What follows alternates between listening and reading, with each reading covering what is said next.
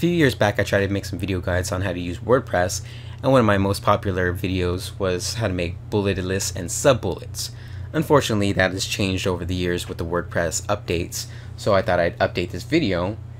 So first off, pretty easy how to make unordered list, bulleted list. You just click the bulleted list button, then type whatever you want.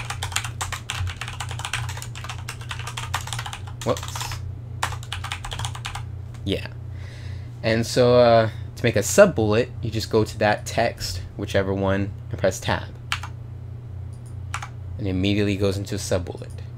But if you want to go up a level to the regular bullets, you hold shift and press tab.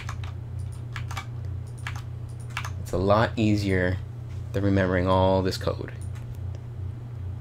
That's pretty much it. Hope this video was helpful. If it was, you can give it a thumbs up and subscribe to my channel for more tech related stuff. Sometimes I do, guides like this. Sometimes I just talk about tech. Sometimes I play video games. It's whatever, man. See you guys later.